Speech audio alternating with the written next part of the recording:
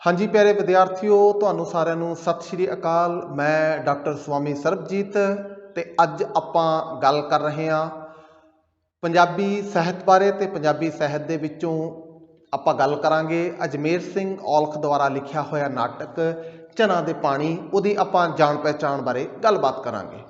ਜਿਵੇਂ ਕਿ ਤੁਸੀਂ ਜਿਹੜੀਆਂ ਪਿਛਲੀਆਂ ਦੋ ਵੀਡੀਓਜ਼ ਦੇ ਵਿੱਚ ਜਿਹੜਾ ਕਿ ਪਹਿਲੇ ਘਰ ਦੀਆਂ 1 2 3 ਤੇ 4 ਝਾਕੀਆਂ ਬਾਰੇ ਸੁਣ ਚੁੱਕੇ ਹੋ। ਅੱਜ ਆਪਣੇ ਡਿਸਕਸ਼ਨ ਦਾ ਵਿਸ਼ਾ ਹੈ ਘਰ ਦੂਜਾ ਦੀਆਂ ਜਿਹੜੀਆਂ 3 ਝਾਕੀਆਂ ਨੇ ਉਹ ਤੇ ਘਰ ਤੀਜਾ ਦੀ ਜਿਹੜੀ ਆਖਰੀ ਝਾਕੀ ਹੈ ਉਹਦੇ ਬਾਰੇ। ਤਾਂ ਆਪਾਂ ਗੱਲ ਸ਼ੁਰੂ ਕਰਦੇ ਹਾਂ ਦੂਜੇ ਘਰ ਦੀ ਜਿਹੜੀ ਪਹਿਲੀ ਝਾਕੀ ਹੈ ਉਹਦੀ ਇੰਟਰੋਡਕਸ਼ਨ ਬਾਰੇ।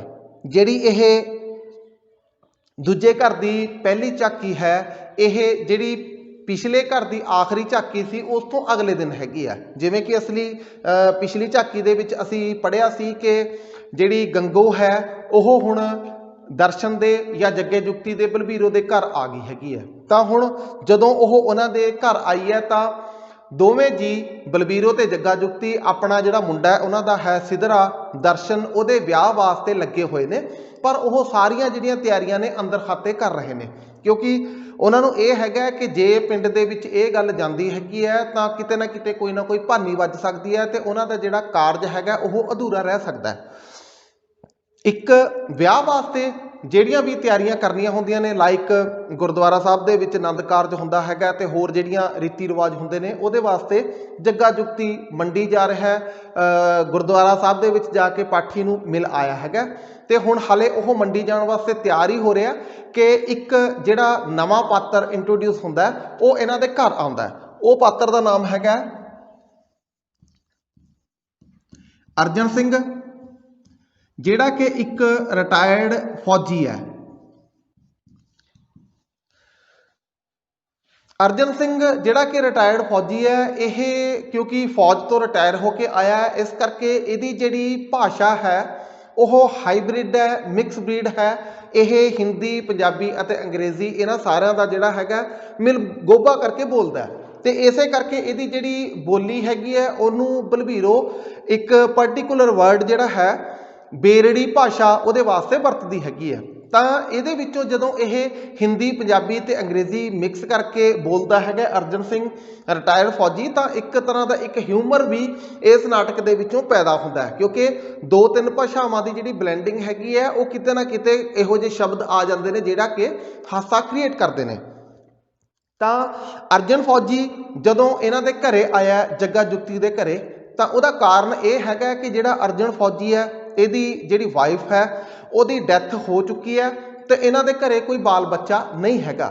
ਤਾਂ ਹੁਣ ਕੀ ਹੈ ਕਿ ਅਰਜਨ ਫੌਜੀ ਦੇ ਮਰਨ ਤੋਂ ਬਾਅਦ ਇਹਦੀ ਜਿਹੜੀ ਕੁੱਲ ਜ਼ਮੀਨ ਜਾਇਦਾਦ ਹੈ ਇਹਦੀਆਂ ਕੋਠੀਆਂ ਨੇ, ਘਰ ਨੇ, ਜੋ ਕੁਝ ਵੀ ਹੈ ਉਹ ਇਹਦੇ ਜਿਹੜੇ ਭਤੀਜੇ ਹੈਗੇ ਨੇ ਉਹਨਾਂ ਦੇ ਵਿੱਚੋਂ ਇੱਕ ਭਤੀਜੇ ਦਾ ਨਾਮ ਹੈਗਾ ਸਰਦਾਰਾ ਤੇ ਦੂਜੇ ਦਾ ਨਾਮ ਹੈਗਾ ਕਰਤਾਰਾ। ਇਹਨਾਂ ਭਤੀਜਿਆਂ ਨੂੰ ਹੀ ਉਹ ਜਾਇਦਾਦ ਮਿਲਣੀ ਹੈਗੀ ਹੈ। ਪਰ ਜਿਹੜਾ ਅਰਜਨ ਫੌਜੀ ਹੈ ਉਹਦਾ ਉਲੰਭਾ ਇਹ ਹੈ ਕਿ ਬਈ ਜਦੋਂ ਮੇਰੀ ਸਾਰੀ ਜ਼ਮੀਨ ਜਾਇਦਾਦ ਜਿਹੜੀ ਹੈ ਉਹ ਸਾਰੀ ਮੇਰੇ ਪੁੱਤ ਭਤੀਜਿਆਂ ਤੋਂ ਉਹਨਾਂ ਨੂੰ ਮਿਲ ਜਾਣੀ ਹੈਗੀ ਹੈ ਤਾਂ ਉਹ ਹੁਣ ਮੇਰੀ ਕੇਅਰ ਕਿਉਂ ਨਹੀਂ ਕਰਦੇ। ਇਹ ਬੰਦਾ ਇਸ ਵਕਤ ਜਿਹੜੀਆਂ 2 ਫਿਜ਼ੀਕਲ ਪ੍ਰੋਬਲਮਸ ਦੇ ਨਾਲ ਜੂਝ ਰਿਹਾ। ਇੱਕ ਤਾਂ ਇਹ ਹੈ ਕਿ ਇਹਦੀ ਨਿਗਾਹ ਘਟ ਰਹੀ ਹੈ ਤੇ ਦੂਜਾ ਇਹਦੇ ਗੋਡੇ ਜਿਹੜੇ ਨੇ ਉਹ ਪ੍ਰੋਪਰ ਕੰਮ ਨਹੀਂ ਕਰ ਰਹੇ। ਇਹ ਜੱਗਾ ਜੁਗਤੀ ਕੋਲੇ ਆਉਂਦਾ ਕਿ ਬਈ ਤੂੰ ਮੇਰੇ ਭਤੀਜਿਆਂ ਨੂੰ ਜਾ ਕੇ ਸਮਝਾ ਕਿਉਂਕਿ ਜੇ ਉਹ ਇਨ ਕੇਸ ਮੇਰੇ ਨਾਲ ਉਹ ਕੋਆਪਰੇਟ ਨਹੀਂ ਕਰਨਗੇ, ਮੇਰੇ ਵਾਸਤੇ ਕੰਮ ਨਹੀਂ ਕਰਨਗੇ ਤਾਂ ਮੈਂ ਜਿਹੜੀ ਆਪਣੀ ਜ਼ਮੀਨ ਜਾਇਦਾਦ ਹੈ ਕਿਸੇ ਡੇਰੇ ਜਾਂ ਗੁਰਦੁਆਰੇ ਦੇ ਨਾਂ ਲਾ ਦੂੰਗਾ। ਤਾਂ ਜੱਗਾ ਜੁਗਤੀ ਜਿਹੜਾ ਹੈਗਾ ਉਹਨੂੰ ਯਾਦ ਕਰਵਾਉਂਦਾ ਕਿ ਬਈ ਜਦੋਂ ਤੇਰੀ ਘਰ ਵਾਲੀ ਦੀ ਡੈਥ ਹੋਈ ਸੀ ਮੈਂ ਤੈਨੂੰ ਕਿਹਾ ਸੀ ਕਿ ਉਦੋਂ ਆਪਾਂ ਕੋਈ ਨਾ ਕੋਈ ਮੁੱਲ ਦੀ ਜਨਾਨੀ ਲੈ ਆਉਂਦੇ ਆ ਜਿਹਦੇ ਰਾਹੀਂ ਕਿ ਤੇਰਾ ਵਡੇਪਾ ਜਿਹੜਾ ਹੈਗਾ ਠੀਕ ਠਾਕ ਲੰਘ ਜੂਗਾ, ਪਰ ਤੂੰ ਉਦੋਂ ਨਾ ਕਰਤੀ ਸੀ। ਤਾਂ ਜਿਹੜਾ ਅਰਜਨ ਫੌਜੀ ਹੈ ਉਹ ਵੀ ਇਸ ਗੱਲ ਨੂੰ ਮੈਂਸ਼ਨ ਕਰਦਾ ਕਿ ਵੀ ਹਾਂ ਉਦੋਂ ਮੈਨੂੰ ਇਸ ਗੱਲ ਵਾਸਤੇ ਸੋਚਣਾ ਵਿਚਾਰਨਾ ਚਾਹੀਦਾ ਸੀ, ਪਰ ਹੁਣ ਚਲੋ ਕੋਈ ਗੱਲ ਨਹੀਂ, ਵੇਲਾ ਲੰਘ ਚੁੱਕਿਆ, ਤੂੰ ਮੇਰੇ ਭਤੀਜਿਆਂ ਨੂੰ ਸਮਝਾ ਦੇ ਤਾਂ ਕਿ ਉਹ ਮੇਰੀ ਕੇਅਰ ਕਰਨ, ਅਦਰਵਾਈਜ਼ ਮੈਂ ਉਹਨਾਂ ਨੂੰ ਆਪਣੀ ਜਿਹੜੀ ਦੌਲਤ ਹੈਗੀ ਹੈ ਉਹਦੇ ਤੋਂ ਬੇਦਖਲ ਕਰ ਦੂੰਗਾ। ਜੱਗਾ ਜੁਗਤੀ ਉਹਨੂੰ ਕਹਿੰਦਾ ਕਿ ਵੀ ਤੀਜੇ ਜਾਂ ਚੌਥੇ ਦਿਨ ਜਿਹੜਾ ਹੈਗਾ ਮੈਂ ਤੇਰੇ ਨਾਲ ਆ ਕੇ ਉਹਨਾਂ ਦੀ ਜਿਹੜੀ ਹੈਗੀ ਆ ਸੁਲ੍ਹਾ ਕਰਾ ਦੂੰਗਾ, ਰਾਜੀਨਾਮਾ ਕਰਾ ਦੂੰਗਾ, ਪਰ ਫਿਲਹਾਲ ਮੈਂ ਥੋੜਾ ਜਿਹਾ ਹੋਰ ਬਿਜ਼ੀ ਹੈਗਾ। ਉਹ ਨਹੀਂ ਦੱਸਦਾ ਕਿ ਅਸੀਂ ਜਿਹੜਾ ਸਾਡਾ ਦਰਸ਼ਨ ਹੈ ਉਹਦਾ ਵਿਆਹ ਕਰਨ ਵਾਸਤੇ ਲੱਗੇ ਹੋਏ ਆ।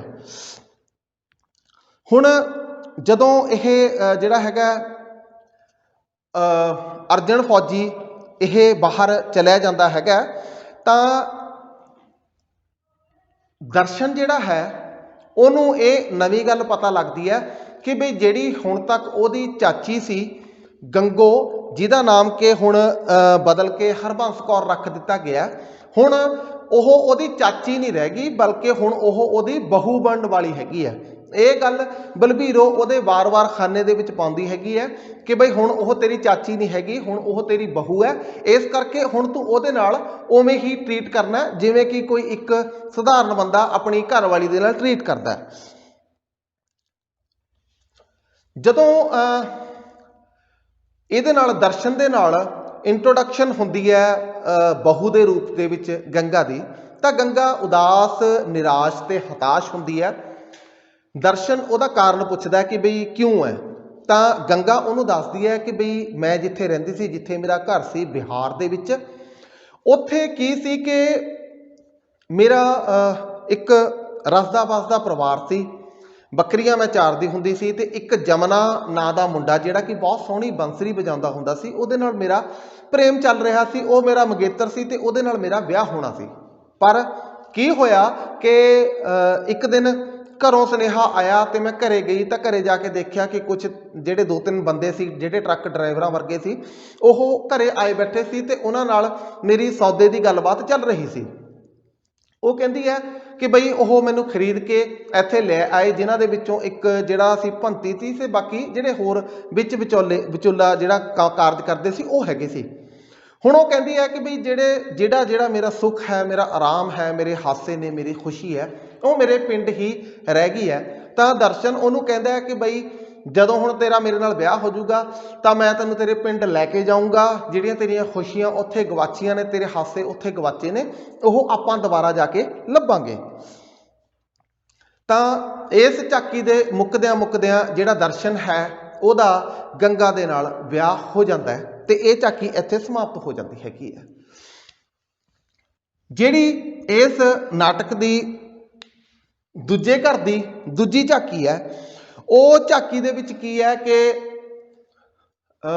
ਦਰਸ਼ਨ ਜਿਹੜਾ ਹੈ ਉਹ ਆਪਣਾ ਪਜਾਮੇ ਦਾ ਨਾਲਾ ਬਣਾਉਣ ਵਾਸਤੇ ਆਪਣੀ ਮਾਂ ਕੋਲੇ ਆਉਂਦਾ ਹੈ, ਤਾਂ ਉਹਦੀ ਮਾਂ ਕਹਿੰਦੀ ਹੈ ਕਿ ਵੀ ਹੁਣ ਇਹ ਆਪਣੇ ਸਾਰੇ ਕੰਮ ਤੂੰ ਆਪਣੀ ਬਹੂ ਤੋਂ ਕਰਾਇਆ ਕਰ।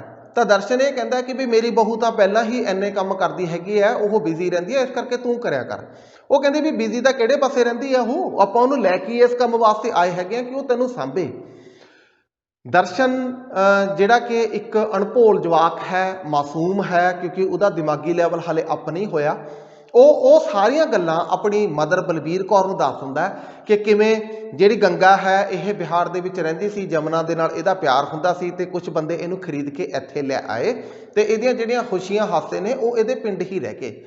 ਜਦੋਂ ਬਲਬੀਰੋ ਇਹ ਗੱਲ ਸੁਣਦੀ ਹੈ ਤਾਂ ਉਹ ਇਹ ਗੱਲ ਸੁਣ ਕੇ ਬਹੁਤ ਜ਼ਿਆਦਾ ਖਫਾ ਹੁੰਦੀ ਹੈ। ਉਹ ਜਿਹੜੀ ਗੰਗਾ ਹੈ ਉਹਨੂੰ ਬੁਲਾਉਂਦੀ ਹੈ, ਉਹਨੂੰ ਤਾੜਦੀ ਹੈ, ਬਹੁਤ ਜ਼ਿਆਦਾ ਸਖਤ ਚੇਤਾਵਨੀ ਕਰਦੀ ਹੈ ਕਿ ਜੇ ਅੱਜ ਤੋਂ ਬਾਅਦ ਤੂੰ ਆਪਣੇ ਪਿੰਡ ਦਾ ਜਾਂ ਉਸ ਪ੍ਰੇਮ ਸੰਬੰਧ ਦਾ ਕਿਸੇ ਵੀ ਢੰਗ ਨਾਲ ਮੇਰੇ ਮੁੰਡੇ ਅੱਗੇ ਜ਼ਿਕਰ ਕੀਤਾ ਤਾਂ ਤੂੰ ਆਪਣਾ ਭਲਾ ਬੁਰਾ ਵਿਚਾਰ ਲਈ। ਤਾਂ ਗੰਗਾ ਜਿਹੜੀ ਹੈ ਉਹ ਇਹ ਕਹਿੰਦੀ ਹੈਗੀ ਹੈ ਕਿ ਵੀ ਮੈਂ ਤਾਂ ਜਸਟ ਇਹਦੇ ਕੋਲ ਇੱਕ ਗੱਲ ਕੀਤੀ ਕਿਉਂਕਿ ਇਹਨੇ ਪੁੱਛੀ ਸੀ, ਮੇਰਾ ਦੇਸ਼, ਮੇਰਾ ਘਰ, ਉਹਨਾਂ ਨੂੰ ਮੈਂ ਤਿਆਗ ਆਈਆਂ ਤੇ ਹੁਣ ਮੈਂ ਉੱਥੇ ਵਾਪਸ ਜਾਣਾ ਵੀ ਨਹੀਂ ਹੈਗਾ, ਕਿਉਂਕਿ ਜੇ ਮੈਂ ਹੁਣ ਉੱਥੇ ਵਾਪਸ ਚਲੀ ਗਈ ਤਾਂ ਮੇਰੀ ਉਸ ਢੰਗ ਦੇ ਨਾਲ ਐਕਸੈਪਟੈਂਸ ਵੀ ਨਹੀਂ ਹੋਊਗੀ। ਹੁਣ ਕੀ ਹੁੰਦਾ ਕਿ ਇਹ ਗੱਲਾਂ ਬਾਤਾਂ ਤੋਂ ਬਾਅਦ ਜਿਹੜੀ ਬਲਬੀਰੋ ਹੈ ਉਹ ਦਰਸ਼ਨ ਨੂੰ ਲੈ ਕੇ ਬਾਬਾ ਬਲਾਕੀਨਾਥ ਦਾ ਇੱਕ ਡੇਰਾ ਹੈ ਉੱਥੇ ਚਲੇ ਜਾਂਦੇ ਨੇ ਤੇ ਜਿਹੜੀ ਗੰਗੋ ਹੈ, ਹਰਬੰਸ ਕੌਰ ਹੈ, ਇਹ ਘਰੇ ਇਕੱਲੀ ਰਹਿ ਜਾਂਦੀ ਹੈ। ਜੱਗਾ ਜੁਗਤੀ ਜਿਹਦੇ ਬਾਰੇ ਕਿ ਆਪਾਂ ਪਹਿਲਾਂ ਜ਼ਿਕਰ ਕਰ ਹਟੇ ਹਾਂ ਕਿ ਉਹਨੇ ਜਦੋਂ ਇਹਦਾ ਵਿਆਹ ਕਰਵਾਇਆ ਸੀ ਆਪਣੇ ਦਰਸ਼ਨ ਮੁੰਡੇ ਦਾ ਤਾਂ ਉਹਦੀ ਬਦਨੀਤ ਸੀ, ਕਿਉਂਕਿ ਉਹਦੇ ਅੰਦਰ ਜਿਹੜੀ ਕਾਮ ਵਾਸਨਾ ਸੀ ਉਹ ਕਾਮ ਵਾਸਨਾ ਕਰਕੇ ਹੀ ਉਹ ਜਿਹੜੀ ਇਹ ਗੰਗੋ ਹੈ, ਹਰਬੰਸ ਕੌਰ ਹੈ, ਇਹਨੂੰ ਆਪ ਮੰਨਣਾ ਚਾਹੁੰਦਾ ਸੀ। ਉਹ ਇਸੇ ਸਕੀਮ ਨਾਲ ਉਹਦਾ ਦਰਸ਼ਨ ਦਾ ਵਿਆਹ ਕਰਵਾਇਆ ਸੀ। ਹੁਣ ਕੀ ਹੈ ਕਿ ਅੱਜ ਘਰ ਜਿਹੜਾ ਹੈਗਾ ਉਹ ਸੁੰਨ ਹੈਗੀ ਹੈ, ਇਸ ਕਰਕੇ ਜਿਹੜਾ ਜੱਗਾ ਜੁਗਤੀ ਹੈ ਉਹ ਇਹਦੇ ਤੇ ਡੋਰੇ ਪਾਉਣ ਦੀ ਕੋਸ਼ਿਸ਼ ਕਰਦਾ ਹੈ, ਭਾਵੁਕ ਤੌਰ ਤੇ ਇਹਨੂੰ ਆਪਣੇ ਵਲੇਵੇਂ ਦੇ ਵਿੱਚ ਲੈਣ ਦੀ ਕੋਸ਼ਿਸ਼ ਕਰਦਾ ਹੈ। ਉਹ ਗੰਗਾ ਨੂੰ ਕਹਿੰਦਾ ਹੈ ਕਿ ਭਾਈ ਹੁਣ ਤੂੰ ਵਿਆਹ ਕੇ ਸਾਡੇ ਕੋਲੇ ਇੱਥੇ ਘਰੇ ਆ ਗਈ ਹੈ ਤੇ ਹੁਣ मैं ਜਿਹੜਾ ਤੈਨੂੰ ਤੇਰੇ ਦੇਸ਼ ਲੈ ਕੇ ਜਾਊਂਗਾ, ਤੇਰੇ ਮਾਪਿਆਂ ਨਾਲ ਮਿਲਾ ਕੇ ਲਿਆਉਂਗਾ ਤਾਂ ਕਿ ਤੂੰ ਦੁਬਾਰਾ ਜਿਹੜਾ ਹੈਗਾ ਇੱਕ ਵਧੀਆ ਜੀਵਨ ਬਤੀਤ ਕਰ ਸਕੇ ਤੇ ਤੂੰ ਖੁਸ਼ ਹੋ ਸਕੇ। ਪਰ ਨਾਲ ਹੀ ਇਹ ਤਾਕੀਦ ਕਰਦਾ ਕਿ ਇਹ ਗੱਲਬਾਤ ਹਾਲੇ ਤੱਕ ਤੂੰ ਆਪਣੀ ਸੱਸ ਕੋਲੇ ਬਿਲਕੁਲ ਨਹੀਂ ਕਰਨੀ, ਕਿਉਂਕਿ ਜੱਗਾ ਜੁਗਤੀ ਨੂੰ ਵੀ ਪਤਾ ਹੈ ਕਿ ਜੇ ਕਿਤੇ ਇਹ ਗੱਲ ਬਲਬੀਰੋ ਕੋਲੇ ਚਲੀ ਗਈ ਤਾਂ ਜਿਹੜੀ ਇਹਦੀ ਬਦਨੀਤੀ ਹੈਗੀ ਹੈ ਜੱਗਾ ਜੁਗਤੀ ਦੀ, ਤਾਂ ਉਹਨੂੰ ਉਹਦੀ ਘਰ ਵਾਲੀ ਨੇ ਤੁਰੰਤ ਭਾਂਪ ਲੈਣਾ ਹੈਗਾ। ਇਸ ਕਰਕੇ ਉਹ ਉਹਦੇ ਤੋਂ ਓਹਲਾ ਰੱਖਦਾ ਹੈਗਾ। ਜਦੋਂ ਇਹ ਗੱਲਾਂ ਬਾਤਾਂ ਕਰਕੇ ਇਹ ਜਾਂਦਾ ਹੈ ਤਾਂ ਜਿਹੜੀ ਗੰਗੋ ਹੈ ਹਰਬੰਸ ਕੌਰ, ਉਹ ਇਹ ਸਮਝਣ ਲੱਗ ਜਾਂਦੀ ਹੈ ਕਿ ਬਈ ਮੈਂ ਇਸ ਬੰਦੇ ਬਾਰੇ ਬਹੁਤ ਗਲਤ ਸੋਚਦੀ ਰਹੀ ਸੀ, ਇਹ ਤਾਂ ਬੰਦਾ ਬਹੁਤ ਫਰਿਸ਼ਤਾ ਹੈਗਾ। ਹਾਲਾਂਕਿ ਉਹਨੂੰ ਅੰਦਰ ਖਾਤੇ ਬਿਲਕੁਲ ਵੀ ਨਹੀਂ ਪਤਾ ਕਿ ਉਹਦੇ ਮਨ ਦੇ ਵਿੱਚ ਜੱਗਾ ਜੁਗਤੀ ਦੇ ਕੀ ਚੱਲ ਰਿਹਾ ਤੇ ਉਹ ਕਿੰਨਾ ਕੁ ਬਦਨੀਤਾ ਹੈਗਾ। ਤਾਂ ਜਦੋਂ ਇਹ ਚਲੇ ਜਾਂਦੇ ਨੇ, ਜੱਗਾ ਜੁਗਤੀ ਵੀ ਬਾਹਰ ਚਲਿਆ ਜਾਂਦਾ ਹੈਗਾ, ਬਾਹਰੋਂ ਆਵਾਜ਼ ਆਉਂਦੀ ਹੈ ਤੇ ਇਹ ਚਲਿਆ ਜਾਂਦਾ। ਤੇ ਬਾਹਰ ਜਾਣ ਦਾ ਜਿਹੜਾ ਜੱਗਾ ਜੁਗਤੀ ਦਾ ਕਾਰਨ ਹੈ ਉਹ ਇਹ ਹੈ ਕਿ ਇਹਨਾਂ ਕੋਲੇ ਸੀਰੀ ਨਹੀਂ ਹੈਗਾ ਤੇ ਇਹ ਸੀਰੀ ਭਾਲਦੇ ਫਿਰ ਰਹੇ ਨੇ, ਹਨਾ, ਵਿਹੜੇ ਦੇ ਵਿੱਚ ਜਾ ਰਹੇ ਨੇ ਤੇ ਉੱਥੇ ਸੀਰੀ ਭਾਲਣ ਵਾਸਤੇ ਜਾ ਰਹੇ ਨੇ। ਜਦੋਂ ਉਹ ਬਾਹਰ ਜਾਂਦਾ ਹੈ ਤਾਂ ਉਸ ਤੋਂ ਬਾਅਦ ਇੱਕ ਨਵਾਂ ਪਾਤਰ ਜਿਹੜਾ ਹੈਗਾ ਉਹ ਇੰਟਰੋਡਿਊਸ ਹੁੰਦਾ ਹੈ, ਜਮਨਾ। ਜਮਨਾ ਇਹ ਉਹੀ ਜਮਨਾ ਹੈ ਜਿਹਦਾ ਕਿ ਗੰਗਾ ਦੇ ਨਾਲ ਇੱਕ ਪ੍ਰੇਮ ਸੰਬੰਧ ਸੀ, ਜਿਹੜਾ ਕਿ ਪਹਿਲਾਂ ਗੰਗਾ ਦਾ ਮੰਗੇਤਰ ਹੋਇਆ ਕਰਦਾ ਸੀ। ਤਾਂ ਇਹ ਜਮਨਾ ਇਹਨਾਂ ਦੇ ਘਰੇ ਆਉਂਦਾ ਹੈ ਤਾਂ ਗੰਗਾ ਹਰਬੰਸ ਕੌਰ ਉਹਨੂੰ ਦੇਖ ਕੇ ਬਹੁਤ ਹੈਰਾਨ ਪਰੇਸ਼ਾਨ ਹੁੰਦੀ ਹੈ ਕਿ ਵੀ ਇਹ ਇੱਥੇ ਕਿਵੇਂ ਆ ਗਿਆ। ਤਾਂ ਜਮਨਾ ਉਹਨੂੰ ਦੱਸਦਾ ਕਿ ਵੀ ਅਸੀਂ ਸਰਪੰਚ ਜਿਹੜਾ ਪਿੰਡ ਦਾ ਹੈਗਾ ਉਹਦੇ ਕੋਲ ਆਏ ਹੋਏ ਹਾਂ ਤੇ ਮੈਂ ਪਿਛਲੇ ਕਈ ਦਿਨਾਂ ਤੋਂ ਇੱਥੇ ਆਇਆ ਹੋਇਆ, ਪਰ ਮੈਨੂੰ ਕਦੇ ਮੌਕਾ ਨਹੀਂ ਮਿਲ ਰਿਹਾ ਸੀ ਕਿ ਵੀ ਮੈਂ ਤੇਰੇ ਨਾਲ ਆ ਕੇ ਗੱਲਬਾਤ ਕਰ ਸਕਦਾ, ਕਿ ਮੇਰੀ ਮੇਰੀ ਰੀਝ ਸੀ ਦਿਲ ਦੀ ਕਿ ਮੈਂ ਤੈਨੂੰ ਜਲਦੀ ਤੋਂ ਜਲਦੀ ਆ ਕੇ ਮਿਲਾਂ। ਪਰ ਕੀ ਸੀ ਕਿ ਵੇਲ ਨਹੀਂ ਮਿਲੀ, ਘਰੇ ਕੋਈ ਨਾ ਕੋਈ ਮੌਜੂਦ ਹੁੰਦਾ ਸੀ। ਅੱਜ ਜਦੋਂ ਮੈਂ ਸਾਰਿਆਂ ਨੂੰ ਘਰੋਂ ਜਾਂਦਿਆਂ ਨੂੰ ਦੇਖਿਆ ਤਾਂ ਮੈਂ ਤੈਨੂੰ ਮਿਲਣ ਵਾਸਤੇ ਆਇਆ। ਹੁਣ ਉਹ ਗੰਗਾ ਨੂੰ ਧਰਵਾਸਾ ਦਿੰਦਾ ਕਿ ਵੀ ਮੈਂ ਤੈਨੂੰ ਇੱਥੋਂ ਲੈ ਜਾਊਂਗਾ। ਤਾਂ ਇਹ ਦੋਵੇਂ ਜਣੇ ਸਕੀਮ ਲਾਉਂਦੇ ਨੇ ਕਿ ਬਈ ਇਸ ਘਰ ਦੇ ਵਿੱਚ ਜਿਹੜਾ ਹੈਗਾ ਟੱਬਰ ਨੂੰ ਇੱਕ ਸੀਰੀ ਦੀ ਲੋੜ ਹੈਗੀ ਹੈ ਤੇ ਜਮਨਾ ਜਿਹੜਾ ਹੈਗਾ ਹੁਣ ਚਲਾ ਜਾਵੇ ਤੇ ਥੋੜੀ ਦੇਰ ਬਾਅਦ ਆਵੇ ਤੇ ਆਪਣੇ ਆਪ ਨੂੰ ਸੀਰੀ ਦੇ ਰੂਪ ਦੇ ਵਿੱਚ ਇੰਟਰੋਡਿਊਸ ਕਰਵਾਵੇ। ਨਾਲ ਹੀ ਇਹ ਸਕੀਮ ਬਣਾਈ ਜਾਂਦੀ ਹੈ। ਗੰਗਾ ਉਹਨੂੰ ਕਹਿੰਦੀ ਹੈ ਕਿ ਵੀ ਇਹ ਗੱਲ ਤੋਂ ਬਿਲਕੁਲ ਨਾ ਮੁੱਕਰੀ ਕਿ ਤੂੰ ਪਹਿਲਾਂ ਇੱਥੇ ਆ ਕੇ ਗਿਆ ਤਾਂ ਕਿ ਮੈਂ ਪਹਿਲਾਂ ਇੱਕ ਉਸ ਢੰਗ ਦੀ ਜਿਹੜੀ ਹੈਗੀ ਹੈ ਜ਼ਮੀਨ ਗਰਾਊਂਡ ਤਿਆਰ ਕਰਕੇ ਰੱਖਾਂ। ਜਦੋਂ ਬਲਬੀਰੋ ਤੇ ਉਹਨਾਂ ਦਾ ਮੁੰਡਾ ਦਰਸ਼ਨ ਘਰੇ ਆਉਂਦੇ ਨੇ ਤਾਂ ਇਹ ਜਿਹੜੀ ਹੈਗੀ ਆਪਣੀ ਲੇਡੀ ਗੰਗੋ ਹਰਬੰਸ ਕੌਰ ਇਹ ਬਹੁਤ ਖੁਸ਼ ਜਿਹੜੀ ਹੈ ਨਜ਼ਰ ਆਉਂਦੀ ਹੈਗੀ ਹੈ, ਕਿਉਂਕਿ ਇਹਨੂੰ ਆਪਣਾ ਜਿਹੜਾ ਮੰਗੇਤਰ ਹੈ, ਆਪਣਾ ਪ੍ਰੇਮੀ ਹੈ, ਦੁਬਾਰਾ ਮਿਲ ਗਿਆ ਹੈਗਾ।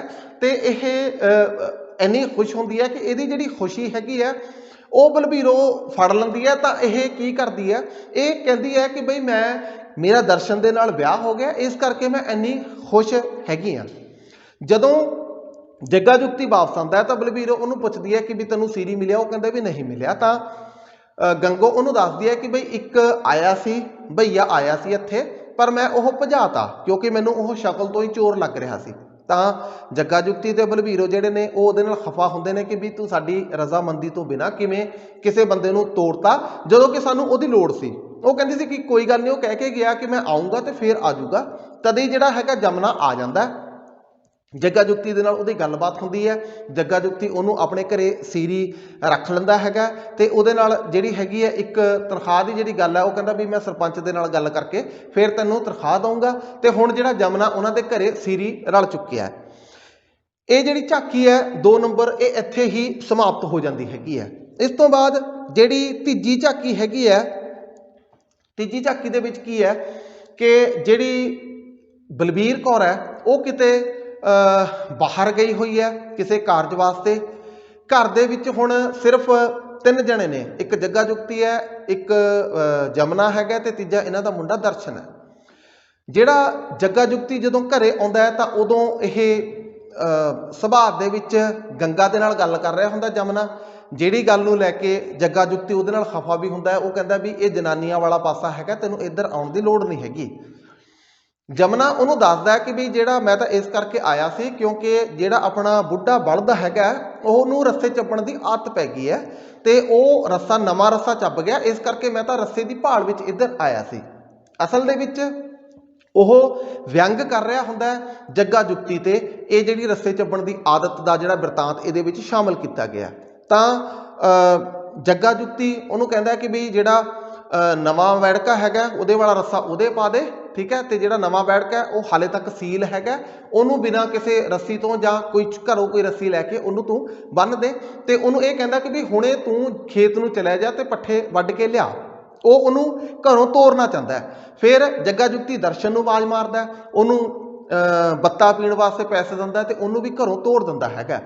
ਕਾਰਨ ਕੀ ਹੈ ਕਿ ਉਹ ਇੱਕ ਖੁੱਲ੍ਹ ਚਾਹੁੰਦਾ ਹੈਗਾ, ਘਰ ਦੇ ਵਿੱਚ ਉਹ ਵੇਲ ਚਾਹੁੰਦਾ ਹੈਗਾ ਤਾਂ ਕਿ ਉਹ ਸਾਰੇ ਬਾਹਰ ਜਾ ਸਕਣ, ਤਾਂ ਜਿਹੜੀ ਉਹ ਆਪਣੀ ਬਦਨੀਤੀ ਹੈਗੀ ਹੈ ਉਹ ਉਹਨੂੰ ਪੂਰੀਆਂ ਕਰ ਸਕੇ। ਤਾਂ ਜਦੋਂ ਸਾਰੇ ਜਣੇ ਘਰੋਂ ਬਾਹਰ ਚਲੇ ਜਾਂਦੇ ਨੇ ਤਾਂ ਇਹ ਕੀ ਕਰਦਾ ਹੈਗਾ, ਜਿਹੜੀ ਗੰਗਾ ਹੈ ਉਹਦੇ ਵੱਲ ਉਹ ਬਦਨੀਤੀ ਨਜ਼ਰਾਂ ਦੇ ਨਾਲ ਝਾਕਦਾ, ਦਾਰੂ ਪੀਂਦਾ। ਗੰਗਾ ਨੂੰ ਜਿਹੜਾ ਹੈਗਾ ਥੋੜ੍ਹਾ ਜਿਹਾ ਸ਼ੱਕ ਉਹਦੇ ਤੇ ਪੈਂਦਾ। ਜਦੋਂ ਉਹ ਅੱਗੇ ਵਧਣ ਹੀ ਲੱਗਦਾ ਹੈਗਾ ਆਪਣੇ ਕਾਰਜ ਵੱਲ, ਤਾਂ ਉਦੋਂ ਹੀ ਦੁਬਾਰਾ ਅਰਜਨ ਫੌਜੀ ਉਹਨਾਂ ਦੇ ਘਰੇ ਆ ਜਾਂਦਾ ਹੈਗਾ। ਅਰਜਨ ਫੌਜੀ ਥੈਂਕਫੁਲ ਹੁੰਦਾ ਕਿ ਬਈ ਤੂੰ ਮੇਰੇ ਭਤੀਜਿਆਂ ਨੂੰ ਕਹਿ ਕੇ ਉਹਨਾਂ ਨੂੰ ਮੇਰਾ ਕਹਿਣਾ ਮੰਨਣ ਲਾਤਾ, ਉਹਨਾਂ ਨੇ ਮੈਨੂੰ ਐਨਕ ਬਣਾ ਕੇ ਦੇਤੀ ਤੇ ਮੇਰੇ ਗੋਡੇ ਵੀ ਹੁਣ ਠੀਕ ਕੰਮ ਕਰ ਰਹੇ ਨੇ, ਮੈਂ ਤੇਰਾ ਜਿਹੜਾ ਹੈਗਾ ਥੈਂਕਫੁਲ ਹੈਗਾ। ਇੰਨੀ ਗੱਲ ਕਹਿਣ ਤੋਂ ਬਾਅਦ ਅਰਜਨ ਫੌਜੀ ਉੱਥੋਂ ਚਲਿਆ ਜਾਂਦਾ। ਤਾਂ ਇਹ ਜਿਹੜਾ ਜੱਗਾ ਜੁਗਤੀ ਹੈ ਸੁਭਾਤ ਵੱਲ ਜਾਂਦਾ ਹੈ। ਸੁਭਾਤ ਦੇ ਅੰਦਰ ਜਾ ਕੇ ਇਹ ਜ਼ੋਰ ਜ਼ਬਰਦਸਤੀ ਕਰਨ ਦੀ ਕੋਸ਼ਿਸ਼ ਕਰਦਾ ਗੰਗਾ ਦੇ ਨਾਲ। ਗੰਗਾ ਚੀਕ ਮਾਰਦੀ ਹੋਈ ਸੁਭਾਤ ਚੋਂ ਬਾਹਰ ਨਿਕਲਦੀ ਹੈ ਤੇ ਜਿਹੜਾ ਨਾਮ ਉਹ ਉਚਾਰਦੀ ਹੈ ਚੀਕ ਮਾਰਦੀ ਹੋਈ ਉਹ ਕਹਿੰਦੀ ਹੈ ਜਮਨਾ। ਜਦੋਂ ਚੀਕ ਮਾਰਦੀ ਬਾਹਰ ਨਿਕਲਦੀ ਹੈ ਸੁਭਾਤ ਚੋਂ, ਉਦੋਂ ਹੀ ਜਮਨਾ ਜਿਹੜਾ ਹੈਗਾ ਸਾਨੂੰ ਮੰਚ ਤੇ ਦਿਖਾਈ ਦਿੰਦਾ। ਜਮਨਾ ਦੇਖਦਾ ਹੈ ਕਿ ਅੰਦਰੋਂ ਜਿਹੜਾ ਜੱਗਾ ਜੁਗਤੀ ਅੰਦਰੋਂ ਨਿਕਲ ਰਿਹਾ ਹੈ ਤੇ ਜੱਗਾ ਜੁਗਤੀ ਦੇ ਹੱਥ ਦੇ ਵਿੱਚ ਚੁੰਨੀ ਫੜੀ ਹੋਈ ਹੈ ਗੰਗਾ ਦੀ। ਜਮਨਾ ਨੂੰ ਇੱਕ ਛਿਣ ਵੀ ਨਹੀਂ ਲੱਗਦਾ ਇਹ ਸਮਝਣ ਲੱਗਿਆ ਕਿ ਇਸ ਤੋਂ ਪਹਿਲਾਂ ਕੀ ਜਿਹੜੇ ਹੈਗੀ ਹੈ ਭਾਵੀ ਜਿਹੜੀ ਹੈ ਵਾਪਰ ਚੁੱਕੀ ਹੈਗੀ ਹੈ, ਕੀ ਜਿਹੜਾ ਭਾਣਾ ਹੈਗਾ ਉਹ ਵਾਪਰਨ ਵਾਲਾ ਸੀ, ਹੈ ਨਾ। ਤਾਂ ਜਦੋਂ ਹੁਣ ਗੰਗਾ ਜਮਨਾ ਕਹਿ ਕੇ ਆਵਾਜ਼ ਮਾਰਦੀ ਹੈ ਤਾਂ ਜੱਗਾ ਜੁਗਤੀ ਨਾਲ ਦੇ ਨਾਲ ਸਾਰੀ ਗੱਲਬਾਤ ਸਮਝ ਜਾਂਦਾ ਹੈ। ਉਹ ਸਮਝ ਜਾਂਦਾ ਹੈਗਾ ਕਿ ਵੀ ਜਮਨਾ ਜਿਹੜਾ ਇਸ ਘਰ ਦੇ ਵਿੱਚ ਆਇਆ ਇਹ ਇੱਕ ਸਕੀਮ ਤਹਿਤ ਆਇਆ ਤੇ ਗੰਗਾ ਇਹਨੂੰ ਪਹਿਲਾਂ ਤੋਂ ਜਾਣਦੀ ਹੈ। ਤੇ ਉਹ ਇਹ ਵੀ ਸਮਝ ਲੈਂਦਾ ਕਿ ਇਹਨਾਂ ਦੋਹਾਂ ਦੇ ਵਿੱਚ ਕਿਸੇ ਨਾ ਕਿਸੇ ਢੰਗ ਦਾ ਕੋਈ ਰਿਲੇਸ਼ਨ ਹੈਗਾ, ਕਿਉਂਕਿ ਹੁਣ ਜਦੋਂ ਇਹਨੇ ਆਵਾਜ਼ ਮਾਰੀ ਹੈ ਤਾਂ ਉਹ ਜਿਸ ਢੰਗ ਨਾਲ ਆਵਾਜ਼ ਮਾਰੀ ਹੈ ਤੇ ਜਿਹਨੂੰ ਆਵਾਜ਼ ਮਾਰੀ ਹੈ ਉਹ ਸਾਰੇ ਤੋਂ ਜਿਹੜਾ ਹੈਗਾ ਇੱਕ ਪਰਦਾਫਾਸ਼ ਹੋ ਜਾਂਦਾ ਹੈਗਾ। ਤਾਂ ਗੁੱਸੇ ਦੇ ਵਿੱਚ ਆ ਕੇ ਇੱਥੇ ਜਿਹੜਾ ਜੱਗਾ ਜੁਗਤੀ ਹੈਗਾ ਉਹ ਡਾਂਗ ਮਾਰ ਕੇ ਜਮਨਾ ਦਾ ਕਤਲ ਕਰ ਦਿੰਦਾ ਹੈਗਾ। ਤਾਂ ਇੱਥੇ ਜਿਹੜੀ ਇਹ ਝਾਕੀ ਹੈ ਇਸ ਦੁਖਦ ਵਰਤਾਰੇ ਦੇ ਨਾਲ ਇੱਥੇ ਖਤਮ ਹੋ ਜਾਂਦੀ ਹੈ। ਇਸ ਤੋਂ ਬਾਅਦ ਘਰ ਤੀਜਾ ਦੀ ਪਹਿਲੀ ਝਾਕੀ ਜਾਂ ਜਿਹਨੂੰ ਨਾਟਕਕਾਰ ਨੇ ਅੰਤਿਕਾ ਦਾ ਨਾਮ ਦਿੱਤਾ ਉਹ ਸ਼ੁਰੂ ਹੁੰਦੀ ਹੈਗੀ ਹੈ। ਇਹਦੇ ਵਿੱਚ ਨਾਟਕਕਾਰ ਨੇ ਇੱਕ ਜਿਹੜੀ ਹੈਗੀ ਹੈ ਥੀਏਟਰੀਕਲ ਡਿਵਾਈਸ, ਜਿਹਨੂੰ ਅਸੀਂ ਰੰਗਮੰਚੀ ਜੁਗਤ ਵੀ ਕਹਿ ਸਕਦੇ ਹਾਂ, ਉਹ ਵਰਤੀ ਆ। ਉਹ ਕਿਹੜੀ ਹੈ? ਸੂਤਰਧਾਰ ਵਾਲੀ ਜੁਗਤ। ਤਾਂ ਜਦੋਂ ਇਹ ਸ਼ੁਰੂ ਹੁੰਦੀ ਹੈ ਅੰਤਿਕਾ, ਤਾਂ ਉਹਦੇ ਵਿੱਚ ਸਭ ਤੋਂ ਪਹਿਲਾਂ ਮੰਚ ਤੇ ਸਾਨੂੰ ਦਿਖਾਈ ਦਿੰਦਾ ਅਰਜਨ, ਜਿਹੜਾ ਕਿ ਸੂਤਰਧਾਰ ਦੇ ਰੂਪ ਦੇ ਵਿੱਚ ਹੈਗਾ। ਸੂਤਰਧਾਰ ਦੇ ਰੂਪ ਵਿੱਚ ਆ ਕੇ ਉਹ ਇਸ ਤੋਂ ਪਹਿਲਾਂ ਜਿਹੜੀਆਂ ਵਾਪਰੀਆਂ ਹੋਈਆਂ ਘਟਨਾਵਾਂ ਨੇ ਉਹਨਾਂ ਘਟਨਾਵਾਂ ਬਾਰੇ ਉਹ ਦੱਸਦਾ ਕਿ ਬਈ ਪਿਛਲੇ ਸਮੇਂ ਦੇ ਦੌਰਾਨ ਕੀ ਕੁਝ ਵਾਪਰਿਆ। ਤਾਂ ਸਾਨੂੰ ਇਹ ਪਤਾ ਲੱਗਦਾ ਹੈਗਾ ਕਿ ਪਿਛਲੇ ਸਮੇਂ ਦੇ ਦੌਰਾਨ ਜਿਹੜਾ ਜਮਨਾ ਦਾ ਕਤਲ ਹੋਇਆ ਸੀ, ਉਸ ਕਤਲ ਕੇਸ ਦੇ ਵਿੱਚ ਜੱਗਾ ਜੁਗਤੀ ਨੂੰ ਜਿਹੜੀ ਹੈਗੀ ਹੈ ਸਜ਼ਾ ਬੋਲ ਗਈ ਹੈ ਤੇ ਹੁਣ ਉਹ ਜੇਲ੍ਹ ਦੇ ਵਿੱਚ ਹੈ। ਉਸ ਤੋਂ ਹੀ ਸਾਨੂੰ ਪਤਾ ਲੱਗਦਾ ਕਿ ਹੁਣ ਜਿਹੜੀ ਗੰਗਾ ਹੈ ਹਰਬੰਸ ਕੌਰ ਉਹ ਪਤਨੀ ਬਣ ਚੁੱਕੀ ਹੈਗੀ ਹੈ। ਕਿਹਦੀ? ਅਰਜਨ ਸਿੰਘ ਫੌਜੀ ਦੀ। ਅਰਜਨ ਸਿੰਘ ਫੌਜੀ ਦੀ ਪਤਨੀ ਹੈ ਤੇ ਉਹਦੇ ਤੇ ਵੀ ਇੱਕ ਕਤਲ ਕੇਸ ਚੱਲ ਰਿਹਾ ਹੈ ਤੇ ਉਹ ਵੀ ਹੁਣ ਜੇਲ੍ਹ ਦੇ ਵਿੱਚ ਹੈਗੀ ਹੈ। ਇਹ ਖਬਰਾਂ ਸਾਨੂੰ ਜਿਹੜਾ ਹੈਗਾ ਸੂਤਰਧਾਰ ਰੂਪ ਦੇ ਵਿੱਚ ਅਰਜਨ ਸਿੰਘ ਫੌਜੀ ਆ ਕੇ ਦੱਸਦਾ। ਨਾਲ ਹੀ ਉਹ ਇਹ ਦੱਸਦਾ ਕਿ ਜਦੋਂ ਇੱਕ ਮੁੱਲ ਤਾਰ ਕੇ ਮੈਂ ਗੰਗਾ ਨੂੰ ਆਪਣੇ ਘਰੇ ਲੈ ਕੇ ਆਇਆ ਸੀ ਤਾਂ ਸਭ ਤੋਂ ਪਹਿਲਾਂ ਮੈਂ ਉਹਨੂੰ ਇਹੀ ਕਿਹਾ ਸੀ ਕਿ ਜੇ ਤਾਂ ਹੁਣ ਤੂੰ ਇੱਥੋਂ ਜਾਣਾ ਚਾਹੁੰਦੀ ਹੈ ਤਾਂ ਚਲੀ ਜਾ, ਇਹ ਨਾ ਹੋਵੇ ਕਿ ਤੂੰ ਅੱਧ ਵਿਚਾਲੇ ਮੈਨੂੰ ਛੱਡ ਕੇ ਚਲੀ ਜਾਵੇਂ। ਤਾਂ ਗੰਗਾ ਪੂਰੀ ਪ੍ਰੋੜਤਾ ਦੇ ਨਾਲ ਕਹਿੰਦੀ ਹੈ ਕਿ ਬਈ ਹੁਣ ਤੂੰ ਖਰੀਦ ਕੇ ਲੈ ਕੇ ਆਇਆ, ਹੁਣ ਤੂੰ ਮੇਰਾ ਮਾਲਕ ਹੈਗਾ ਤੇ ਮੈਂ ਤੇਰੇ ਕੋਲ ਹੀ ਰਹਿਣਾ। ਇਨ ਬਿਟਵੀਨ ਜਿਹੜੀ ਗੰਗਾ ਹੈ ਉਹ ਪ੍ਰੈਗਨੈਂਟ ਹੋ ਜਾਂਦੀ ਹੈਗੀ ਹੈ। ਅਰਜਨ ਸਿੰਘ ਫੌਜੀ ਉਹਦੇ ਬੱਚੇ ਦਾ ਬਾਪ ਹੈ। ਜਦੋਂ ਇਹ ਖਬਰ ਪਹੁੰਚਦੀ ਹੈਗੀ ਹੈ ਸਰਦਾਰੇ ਤੇ ਕਰਤਾਰੇ ਕੋਲੇ, ਜਦੋਂ ਉਹਨਾਂ ਨੂੰ ਪਤਾ ਲੱਗਦਾ ਹੈ ਕਿ ਜਿਹੜਾ ਅਰਜਨ ਸਿੰਘ ਫੌਜੀ ਹੈ ਉਹਦੀ ਜਿਹੜੀ ਜਨਾਨੀ ਹੈ ਉਹ ਪ੍ਰੈਗਨੈਂਟ ਹੈ, ਤਾਂ ਉਹਨਾਂ ਨੂੰ ਇਹ ਸ਼ੋਰ ਹੋ ਜਾਂਦਾ ਹੈ ਕਿ ਬਈ ਕੋਈ ਵੀ ਹੋਊਗਾ ਬਾਲ ਬੱਚਾ, ਮੁੰਡਾ ਹੋਵੇ ਕੁੜੀ ਹੋਵੇ, ਤਾਂ ਜਿਹੜੀ ਵੀ ਜ਼ਮੀਨ ਜਾਇਦਾਦ ਜਿਹਦੇ ਉਹ ਆਪਣੇ ਆਪ ਨੂੰ ਮਾਲਕ ਸਮਝ ਰਹੇ ਸੀ ਹੁਣ ਤੱਕ, ਉਹਦੇ ਮਾਲਕ ਹੁਣ ਉਹ ਬੱਚਾ ਬਣੂਗਾ ਜਿਹੜਾ ਕਿ ਗੰਗਾ ਤੇ ਅਰਜਨ ਸਿੰਘ ਫੌਜੀ ਦਾ ਹੋਊਗਾ। ਇਸ ਗੱਲ ਨੂੰ ਲੈ ਕੇ ਖਫਾ ਹੁੰਦੇ ਹੋਏ ਇੱਕ ਦਿਨ ਦੋਵੇਂ ਭਰਾ ਜਿਹੜੇ ਹੈਗੇ ਨੇ ਉਹ ਘਰੇ ਅਟੈਕ ਕਰਦੇ ਨੇ ਤਾਂ ਉਸ ਅਟੈਕ ਦੇ ਵਿੱਚ ਉਹਨਾਂ ਦਾ ਜਿਹੜਾ ਟਾਰਗੇਟ ਹੁੰਦਾ ਉਹ ਹੁੰਦਾ ਗੰਗਾ, ਤੇ ਗੰਗਾ ਦੇ ਢਿੱਡ ਦੇ ਵਿੱਚ ਪੜ ਰਿਹਾ ਉਹ ਬੱਚਾ ਜਿਨ੍ਹਾਂ ਨੂੰ ਕਿ ਉਹਨਾਂ ਨੇ ਖਤਮ ਕਰਨਾ ਹੈਗਾ। ਤਾਂ ਗੰਗਾ ਜਿਹੜੀ ਹੈ ਆਪਣੇ ਬੱਚੇ ਦੀ ਰੱਖਿਆ ਵਾਸਤੇ ਗੋਲੀ ਚਲਾ ਦਿੰਦੀ ਹੈ ਤੇ ਉਹ ਸਰਦਾਰੇ ਨੂੰ ਕਤਲ ਕਰ ਦਿੰਦੀ ਹੈਗੀ ਹੈ। ਤਾਂ ਕਰਤਾਰਾ ਉਦੋਂ ਹੀ ਆਪਣੇ ਭਰਾ ਨੂੰ ਲੈ ਕੇ ਉੱਥੋਂ ਚਲਿਆ ਜਾਂਦਾ ਹੈਗਾ, ਤੇ ਇਸ ਮਾਮਲੇ ਦੇ ਵਿੱਚ ਰੱਖਿਆ ਦੇ ਤੌਰ ਤੇ ਜਿਹੜੀ ਗੋਲੀ ਚਲਾਈ ਹੋਈ ਹੈ ਉਸ ਕਤਲ ਦੀ ਜਿਹੜੀ ਕਾਰਵਾਈ ਹੈਗੀ ਹੈ ਉਹ ਚੱਲ ਰਹੀ ਹੈ ਗੰਗਾ ਤੇ ਪੂਰਨ ਆਸ ਹੁੰਦੀ ਹੈ ਕਿ ਬਈ ਉਹ ਇਸ ਕਾਰਵਾਈ ਦੇ ਵਿੱਚੋਂ ਸਹੀ ਸਲਾਮਤ ਬਾਇੱਜ਼ਤ ਬਰੀ ਹੋ ਕੇ ਛੁੱਟ ਕੇ ਆ ਜੂਗੀ। ਤੇ ਇਹ ਜਿਹੜੀ ਨਾਟਕ ਦੀ ਆਖਰੀ ਝਾਕੀ ਤੇ ਜਿਹੜਾ ਨਾਟਕ ਹੈਗਾ ਇੱਥੇ ਇਸ ਘਟਨਾ ਤੋਂ ਬਾਅਦ ਸਮਾਪਤ ਹੋ ਜਾਂਦਾ ਹੈ। ਸੋ ਪਿਆਰੇ ਵਿਦਿਆਰਥੀਓ, ਮੈਂ ਆਪਣਾ ਲੈਕਚਰ ਇੱਥੇ ਹੀ ਸੰਪੂਰਨ ਕਰਦਾ ਹੈਗਾ। ਆਪਾਂ ਇੱਕ ਪੂਰਾ ਨਾਟਕ ਜਿਹੜਾ ਹੈਗਾ ਝਨਾ ਦਾ ਪਾਣੀ, ਉਹਦੀ ਆਪਾਂ ਪੂਰੀ ਇੱਕ ਜਾਣ ਪਛਾਣ ਕੀਤੀ ਹੈ। ਤਿੰਨ ਘਰਾਂ ਦੇ ਵਿੱਚ ਪਹਿਲੇ ਘਰ 'ਚ 4 ਝਾਕੀਆਂ, ਜਿਹੜਾ ਦੂਜਾ ਘਰ ਹੈ ਉਹਦੇ 'ਚ 3 ਝਾਕੀਆਂ, ਤੇ ਜਿਹੜਾ ਤੀਜਾ ਘਰ ਹੈ ਉਹਦੇ 'ਚ 1 ਝਾਕੀ, ਉਹਦੇ ਬਾਰੇ ਆਪਾਂ ਡਿਸਕਸ਼ਨ ਕੀਤੀ ਹੈ। ਹੁਣ ਮੈਨੂੰ ਇਜਾਜ਼ਤ ਦਿਓ। ਬਹੁਤ ਬਹੁਤ ਸ਼ੁਕਰੀਆ, ਮਿਹਰਬਾਨੀ, ਧੰਨਵਾਦ, ਸ਼ਬਾ ਖੈਰ।